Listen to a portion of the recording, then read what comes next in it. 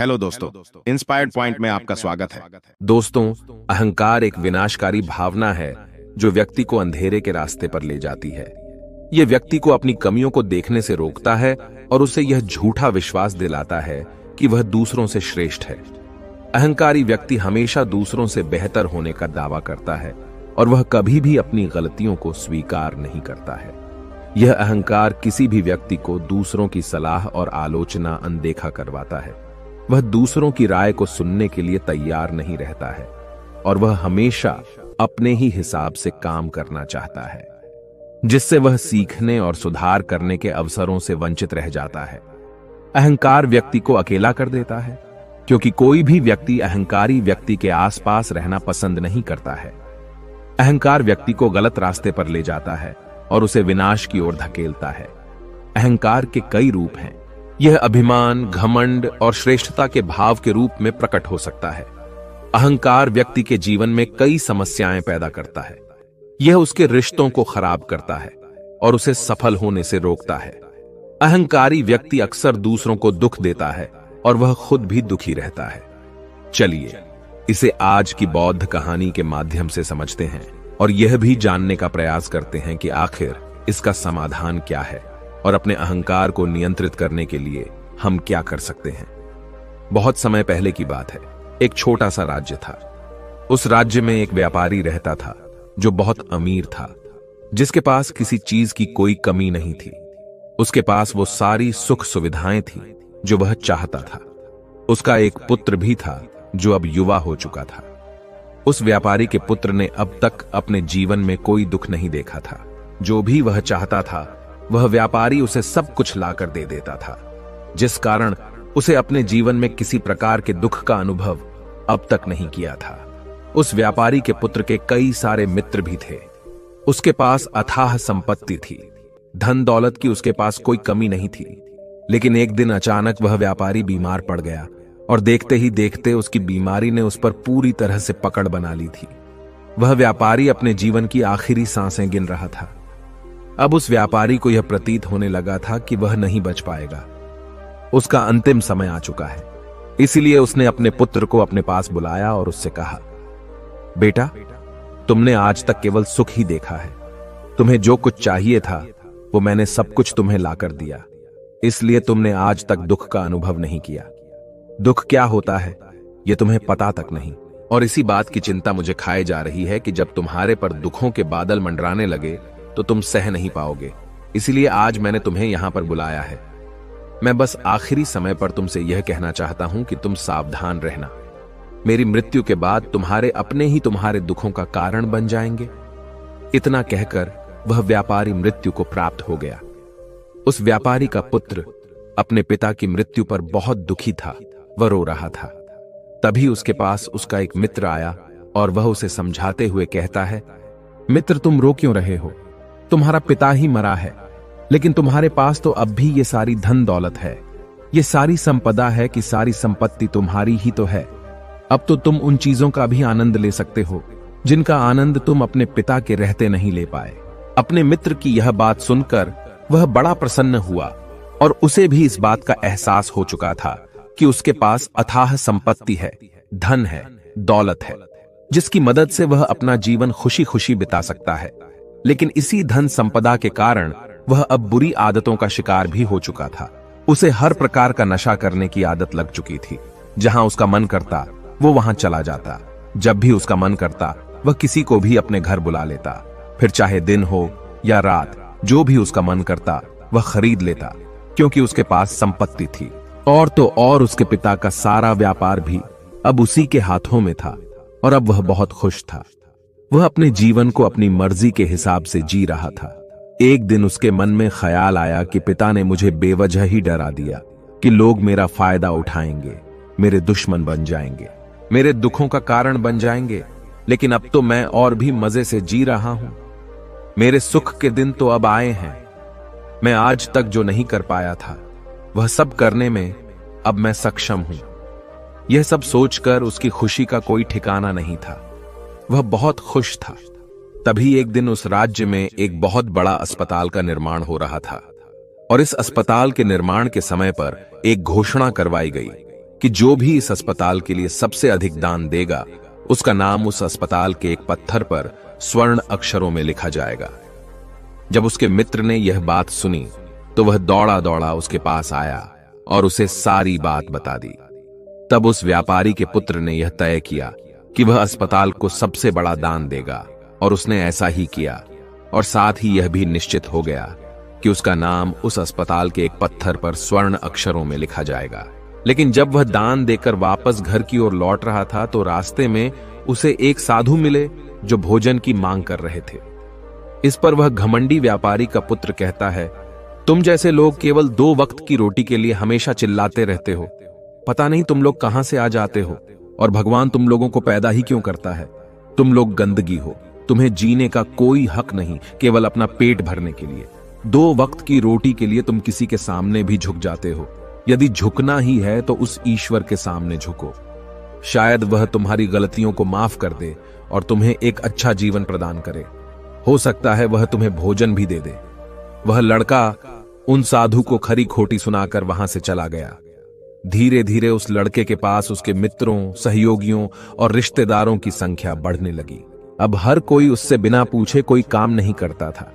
हर चीज में उसी से पूछा जाता था, जिस कारण उस लड़के को लगने लगा था कि अब मेरे बिना कोई काम नहीं हो सकता। जो भी हूं मैं ही हूं।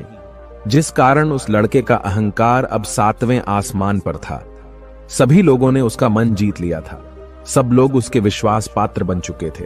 उस लड़के के पास अपार धन था, जिस कारण सब उससे जुड़े हुए थे। लेकिन यह बात उस लड़के को समझ नहीं आ रही थी। सभी लोग विश्वास के नाम पर अब उस लड़के से धन उधार लेने लगे थे, और वह भी खुशी खुशी लोगों को धन उधार में दे दिया करता है। जो कोई उसे धन उधार लेने आता, वह जितना मांगता वह उससे ज्यादा ही उन्हें दिया करता, क्योंकि वह सभी की नजरों में अपने आप को साबित करना चाहता था। वह अपने आप को महान दिखाना चाहता था। लेकिन धीरे धीरे उसकी बुरी आदतों के कारण अब उसका व्यापार चौपट होने लगा था। देखते ही देखते एक दिन व्यापार में उसे बहुत बड़ा घाटा हुआ। उसका पूरा व्यापार कर्ज में डूब गया। अब वह बहुत परेशान हो चुका था, बहुत चिंतित हो चुका था। उसे यह समझ नहीं आ रहा था कि आखिर ये सब क्या हुआ। मेरे पास तो कुछ समय पहले अपार धन था, और आज मेरे ऊपर बहुत बड़ा कर्जा है जिसे मुझे चुकाना ही होगा। तभी उसे उधार दिया हुआ धन याद आया, जो उसने अपने मित्रों और सहयोगियों को दिया था, अपने रिश्तेदारों को दिया था। उसने सभी से वह अपना दिया हुआ कर्ज वापस मांगना शुरू किया। लेकिन किसी ने भी उसका दिया हुआ कर्ज उसे वापस नहीं दिया, बल्कि लोगों ने उसे दुत्कार कर वहां से भगा दिया। वे एक एक करके सभी के पास गया, लेकिन किसी ने उसकी कोई मदद नहीं की। देखते ही देखते उसका सब कुछ बिक गया। अब उसके पास कुछ न था। वह सड़क पर आ चुका था। तभी वह यह सोचने लगा कि अपने सुख के दिनों में मैं यह नहीं जान पाया कि मैं अपने शत्रुओं से घिरा हुआ हूं। मेरे पिताजी सही कहते थे कि मेरे अपने ही मेरे दुखों का कारण बनेंगे। पिताजी, आपका धन्यवाद। लेकिन मैं आपकी बातों को समझ नहीं पाया, और आज देखिए क्या हो गया। वह सारा दिन यहां से वहां भटकता रहा और सोचता रहा कि अब आगे क्या होगा, वह कैसे खाएगा, कहां रहेगा और कैसे सोएगा। उसे अपने पिता की याद सता रही थी। वह उन्हें याद कर करके रो रहा था। उसकी आंखों से आंसू बह रहे थे। लेकिन अब बहुत देर हो चुकी थी, और अब धीरे धीरे उसे भूख भी लग रही थी। तभी उसने सोचा कि मैं उसी अस्पताल पर चलता हूं जहां पर पत्थर पर मेरा नाम स्वर्ण अक्षरों में लिखा गया है। मैं जाकर वहां पर कुछ मदद मांगता हूं। वह वहां पहुंचा और वहां के मालिक से वह कहता है, आपने मुझे पहचाना? मैं वही हूं जिसने इस अस्पताल को सबसे बड़ा दान दिया है, और मेरा नाम इस अस्पताल के पत्थर पर स्वर्ण अक्षरों में लिखा गया है। हालांकि इस समय मेरी हालत कुछ खराब है और मेरे पास खाने के लिए भी कुछ नहीं है। क्या आप मुझे कुछ भोजन दे सकते हैं? मैं भूखा हूं। मुझे बहुत जोरों की भूख लगी है। मेरे अपनों ने मुझे धोखा दे दिया है। क्या आप मुझे कुछ भोजन दे सकते हैं? तभी मालिक कहता है, भिखारियों को भोजन इस अस्पताल के बाहर दिया जाता है। अस्पताल के अंदर नहीं जाओ और जाकर बाहर बैठ जाओ। और रही बात तुम्हारे नाम की, तो भिखारियों का नाम अस्पताल के पत्थर पर स्वर्ण अक्षरों में नहीं लिखा जाता। मालिक ने तुरंत ही उस लड़के का नाम अस्पताल के उस पत्थर पर से हटवा दिया, और फिर एक बार घोषणा करवा दी कि अस्पताल को जो सबसे बड़ा दान देगा, उसका नाम इस अस्पताल के पत्थर पर स्वर्ण अक्षरों में लिखा जाएगा। यह सब देखकर वह लड़का बड़ा हैरान था, बड़ा अचरज में था। वह मन ही मन रो रहा था और सोच रहा था कि जीवन कितना दुखदाई है। जीवन बहुत छोटा है। अब मैंने जान लिया कि पत्थर पर लिखा हुआ नाम भी मिटाया जा सकता है, और यदि पत्थर पर लिखा हुआ नाम मिटाया जा सकता है तो इस जीवन का क्या मोल। यह जीवन भी कभी भी समाप्त हो सकता है। उस लड़के को जोरों की भूख लगी थी। वह अस्पताल के बाहर जाकर एक कोने में बैठ गया। लोग आते रहे और भिखारी को कुछ न कुछ दान देते रहे, लेकिन वह लड़का, उसकी हिम्मत ही नहीं हो रही थी कि वह भीख मांग सके, और न ही वह उन भिखारियों में बैठना चाहता था। देखते ही देखते दोपहर से रात का समय हो चुका था, लेकिन अब तक उसे कुछ भी न मिला था। लेकिन उसकी भूख बढ़ती चली जा रही थी और उसे जोरों की भूख लगी थी। पहली बार उसने अपनी भूख को जाना था, अपने पेट की इस आग के बारे में जाना था, और इस भूख के कारण वह इतना परेशान हो चुका था कि उसने तय किया कि वह अस्पताल से ही कुछ चुरा लेगा और उसे खाकर अपना पेट भर लेगा। जैसे ही वह वहां से उठता है, तभी वह साधु वहां पर आ जाते हैं जिसे उस लड़के ने बहुत खरी खोटी सुनाई थी। वह साधु उस लड़के के पास आकर कहते हैं, बेटा, हम पहले भी मिल चुके हैं। वह साधु भिक्षा से वापस लौट रहे थे। उन्होंने कुछ भोजन उसे देते हुए कहा, ये लो, खा लो, तुम्हें जोरों की भूख लगी होगी। मैं तुम्हें जानता हूं। मैं समझता हूं कि हालात तुम्हें जबरदस्ती झुकाना चाहते हैं, लेकिन तुम लोगों के सामने झुकना नहीं चाहते। लेकिन अगर तुम लोगों के सामने झुकेंगे नहीं तो तुम्हें भोजन भी नहीं मिलेगा। आज तो मैंने तुम्हें भोजन दे दिया है जिससे तुम्हारी भूख मिट जाएगी, लेकिन यह भूख रोज लगेगी। यह पेट की आग कभी नहीं मिटती। इस पर वह लड़का उन साधु से कहता है, जब मेरे पास धन था, दौलत थी, संपत्ति थी, तो मेरे पीछे मेरे मित्रों की, सहयोगियों की, रिश्तेदारों की कतार लगी रहती थी।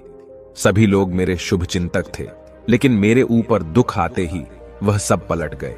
वह सब अब मेरे शत्रु बन चुके हैं। लेकिन तुम, जिसे मैंने इतनी खरी खोटी सुनाई थी, वही मेरे दुख में मेरा सहयोगी बना है। तुम मेरे इस दुख में मेरे पहले मित्र हो, मेरे पहले रिश्तेदार हो, जिसने मुझ पर दया की है।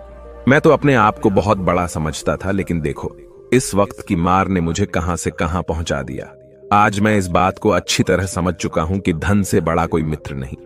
इतना कहकर उस लड़के ने भोजन किया और उसने पहली बार भोजन के सुख का आनंद उठाया। उसके हाथ कांप रहे थे। वह जल्दी जल्दी उस भोजन को समाप्त करना चाहता था, जल्दी जल्दी उसे चबा लेना चाहता था, और उसकी आंखों से झरझर आंसू भी बह रहे थे। उसे ऐसा प्रतीत हो रहा था मानो आज से पहले ऐसा लजीज भोजन उसने आज तक न किया हो। भोजन करते वक्त जो अनुभव से प्राप्त हुआ, ऐसा अनुभव उसे आज तक नहीं मिला था। तभी वह साधु से कहता है, यह कैसा सुख है। मैं इस दुख में भी इस भोजन के संतुष्टि का अनुभव कर पा रहा हूं। तभी वह साधु कहते हैं, जहां संतुष्टि होती है वहां सुख का अनुभव होता है, लेकिन सावधान, संतुष्टि बहुत खतरनाक भी होती है। जब संतुष्टि हमारी आवश्यकताओं, हमारी इच्छाओं से ऊपर उठ जाती है, तब यह दुख के दर्शन भी हमें कराती है। आज जो भोजन तुम कर रहे हो, ऐसा भोजन यदि तुम्हें पहले प्राप्त होता तो तुम इसे छूते तक नहीं। लेकिन आज इसी भोजन को करके तुम्हें संतुष्टि मिल रही है। लेकिन जब तुम्हारे पास धन था, दौलत थी, तब तुमने इससे भी अच्छा भोजन किया होगा, लेकिन तब तुम्हें संतुष्टि नहीं मिली होगी। वह सुख प्राप्त नहीं हुआ होगा जो तुम आज अनुभव कर रहे हो। लेकिन सावधान, अगर ऐसा ही भोजन तुम्हें रोज मिलता रहे तो तुम और भी अच्छे भोजन की कामना करने लगोगे, और इसी कामना की संतुष्टि के लिए तुम्हारे मन में दुख पैदा होगा। और जब तुम अपने मन की इस कामना की संतुष्टि कर दोगे तो तुम्हें सुख भी प्राप्त होगा, लेकिन यह सुख आएगा और चला जाएगा। और जब तुम्हारे जीवन में इसी प्रकार के भोजन हमेशा आते रहेंगे और जाते रहेंगे, तो तुम किसी और कामना, किसी और इच्छा की ओर आगे बढ़ने लगोगे। तब तुम किसी और इच्छा की पूर्ति करना चाहोगे, तुम किसी और इच्छा की संतुष्टि करना चाहोगे, और जब वह इच्छा पूरी नहीं होगी, जब तुम्हें संतुष्टि नहीं मिलेगी, तो तुम्हें दुख होगा, तकलीफ होगी, पीड़ा होगी, और यह श्रृंखला ऐसे ही आगे बढ़ती चली जाएगी। लेकिन जब तुम्हारे पास धन था, दौलत थी, तब तुमने इससे भी अच्छा भोजन किया होगा, लेकिन तब तुम्हें संतुष्टि नहीं मिली होगी, वह सुख प्राप्त नहीं हुआ होगा जो तुम आज अनुभव कर रहे हो। लेकिन सावधान, अगर ऐसा ही भोजन तुम्हें रोज मिलता रहे तो तुम और भी अच्छे भोजन की कामना करने लगोगे, और इसी कामना की संतुष्टि के लिए तुम्हारे मन में दुख पैदा होगा। और जब तुम अपने मन की इस कामना की संतुष्टि कर दोगे तो तुम्हें सुख भी प्राप्त होगा, लेकिन यह सुख आएगा और चला जाएगा। और जब तुम्हारे जीवन में इसी प्रकार के भोजन हमेशा आते रहेंगे और जाते रहेंगे, तो तुम किसी और कामना, किसी और इच्छा की ओर आगे बढ़ने लगोगे। तब तुम किसी और इच्छा की पूर्ति करना चाहोगे, तुम किसी और इच्छा की संतुष्टि करना चाहोगे। और जब वह इच्छा पूरी नहीं होगी, जब तुम्हें संतुष्टि नहीं मिलेगी, तो तुम्हें दुख होगा, तकलीफ होगी, पीड़ा होगी, और यह श्रृंखला ऐसे ही आगे बढ़ती चली जाएगी। तुम हमेशा सुख के पीछे भागोगे, लेकिन दुख तुम्हारे पीछे यूं ही भागता रहेगा। तुम सुख को पकड़ना चाहोगे तो तुम्हें पकड़ना चाहेगा। इसी प्रकार यह प्रक्रिया यूं ही निरंतर चलती रहेगी। तभी साधु अपने थैले में से एक सोने की थैली निकालकर उस लड़के के हाथ पर रख देता है। तभी वो लड़का उस साधु से कहता है, हे महाराज, आपके पास इतना धन कहां से आया? आप तो एक वैरागी हैं। तभी वह साधु उस लड़की से कहता है कि धन तुम्हारा ही है। उस दिन जब तुम मुझे खरी खोटी सुनाकर अपने घर की ओर आगे बढ़ रहे थे, तभी तुम्हारी जेब से यह सोने के सिक्कों से भरा हुआ थैला नीचे गिर पड़ा और मैंने इसे उठाकर अपने पास रख लिया, यह सोचकर कि जब तुम मुझे मिलोगी तब मैं इसे तुम्हें लौटा दूंगा। लेकिन उस दिन के बाद से आज तुम मुझे मिले हो, इसलिए मैं तुम्हें इसे लौटा रहा हूं। ले लो, यह तुम्हारा ही है। इस पर वह लड़का कहता है, हे महाराज, इसी धन के लिए तो मुझे मेरे मित्रों ने, मेरे सहयोगियों ने, यहां तक कि मेरे रिश्तेदारों ने भी मुझे धोखा दिया। लेकिन आप वो पहले शख्स हैं जो मुझे ये धन लौटा रहे हैं। और वहीं पर जो मैंने धन, जो कर्ज मैंने अपने मित्रों, अपने सहयोगी, अपने रिश्तेदारों को दिया था, अपने बुरे समय पर जब मैंने उनसे मांगा तो उन सभी ने वो धन देने से मुझे मना कर दिया। कईयों ने तो मुझे खरी खोटी सुनाकर अपने घर से धक्के मारकर निकलवा दिया। लेकिन आप महाराज वो पहले शख्स हैं जिन्होंने मेरे इस बुरे समय पर मेरा साथ दिया है, मेरा धन मुझे वापस लौटाया है। मैं आपकी सहायता के लिए आपका आभारी हूं। मैं इस धन से अपना व्यापार फिर से शुरू करूंगा और इस व्यापार को नई ऊंचाइयों तक ले जाऊंगा। तभी वह साधु उस लड़के से कहते हैं, हमें कोई दुख नहीं देता, बल्कि दुख के कारण तो हम स्वयं ही होते हैं। हम स्वयं ही खुद को धोखा देते हैं। सुख में हम भ्रमित रहते हैं। हमें यह पता नहीं चलता कि हम सही कर रहे हैं या गलत। और इसी प्रकार हम एक माया जाल में फंसते चले जाते हैं, क्योंकि सुख में हम अपनी आंखें बंद करके बस उस सुख का आनंद लेते हैं और हम किसी चीज की तरफ ध्यान नहीं देना चाहते। हम नहीं जाना चाहते कि जीवन मीठा है तो कड़वा भी है, सच है तो झूठा भी है। सुख में हम केवल अपने अहंकार को बढ़ावा देते हैं। अहंकार व्यक्ति को गलत रास्ते पर ले जाता है और उसे विनाश की ओर धकेलता है, व्यक्ति को अंधा बना देता है। इसी के विपरीत अगर हम देखें तो विनम्रता एक ऐसा गुण है जो व्यक्ति को सफलता की ओर ले जाता है। यह उसे दूसरों से सीखने में मदद करता है और उसे अपनी कमियों को स्वीकार करने की शक्ति देता है। अहंकार का त्याग कर विनम्रता को अपनाना ही सफलता और खुशी का मार्ग है। विनम्रता हमें अपनी कमियों को स्वीकार करने और उनमें सुधार करने की शक्ति देती है। यह हमें दूसरों से सीखने और उनके अनुभवों से लाभ उठाने के लिए प्रेरित करता है। विनम्र व्यक्ति दूसरों का सम्मान करता है और उनके विचारों को महत्व देता है, जिससे वह एक अच्छा मित्र और सहयोगी बन जाता है और वह कभी भी किसी को नीचा नहीं दिखाता है। इसलिए अहंकार से बचना चाहिए और अपने अंदर विनम्रता का भाव रखना चाहिए। अहंकार और विनम्रता के बीच का अंतर एक कहानी के माध्यम से समझा जा सकता है। तभी इस पर वो लड़का कहता है, आप ठीक कहते हैं। जब मेरे पास धन दौलत थी, संपत्ति थी, तब मैं अंधा हो चुका था। मैं किसी चीज पर ध्यान नहीं देता था। मैंने उसे अपने इन दोनों हाथों से लुटाया है और आज जब वह मेरे पास नहीं है, तब मुझे उसके जाने का एहसास हो रहा है। और अब जबकि मैं इन दुखों से जूझ रहा हूं, तब जाकर मेरी आंखें खुली हैं। विनम्रता हमें अपनी कमियों को स्वीकार करने और उनमें सुधार करने की शक्ति देती है। यह हमें दूसरों से सीखने और उनके अनुभवों से लाभ उठाने के लिए प्रेरित करता है। विनम्र व्यक्ति दूसरों का सम्मान करता है और उनके विचारों को महत्व देता है, जिससे वह एक अच्छा मित्र और सहयोगी बन जाता है और वह कभी भी किसी को नीचा नहीं दिखाता है। इसलिए अहंकार से बचना चाहिए और अपने अंदर विनम्रता का भाव रखना चाहिए। अहंकार और विनम्रता के बीच का अंतर तुम्हारी कहानी के माध्यम से समझा जा सकता है। तभी इस पर वो लड़का कहता है, आप ठीक कहते हैं। जब मेरे पास धन दौलत थी, संपत्ति थी, तब मैं अंधा हो चुका था। मैं किसी चीज पर ध्यान नहीं देता था। मैंने उसे अपने इन दोनों हाथों से लुटाया है और आज जब वह मेरे पास नहीं है, तब मुझे उसके जाने का एहसास हो रहा है। और अब जबकि मैं इन दुखों से जूझ रहा हूं, तब जाकर मेरी आंखें खुली हैं। तभी मैं यह भी जान पाया कि कौन मेरे साथ है और कौन मेरे खिलाफ। और यह जो ज्ञान दुख द्वारा मुझे प्राप्त हुआ है, यह ज्ञान मैं हमेशा अपने साथ रखूंगा, अपने सुख में भी। अब से अपनी आंखें खुली रखूंगा। इस कहानी से हमें यह सबक मिलता है कि अहंकार हमें विनाश की ओर ले जाता है, जबकि विनम्रता हमें सफलता और खुशी की ओर ले जाती है। इसलिए हमें हमेशा विनम्र रहना चाहिए और दूसरों से सीखने के लिए तैयार रहना चाहिए। विनम्रता ही सफलता का मार्ग है। दोस्तों, उम्मीद है कि आपने आज की इस वीडियो से जरूर कुछ ना कुछ सीखा होगा। तो इस वीडियो को लाइक और अपने दोस्तों के साथ शेयर करना ना भूलें और हमें ऐसे ही सपोर्ट करने के लिए चैनल को सब्सक्राइब बटन को जरूर दबा दें। तो चलिए मिलते हैं ऐसी ही कोई नई कहानी में कोई नए मैसेज के साथ। तब तक के लिए अपना ख्याल रखें। धन्यवाद। नमो बुद्धाय।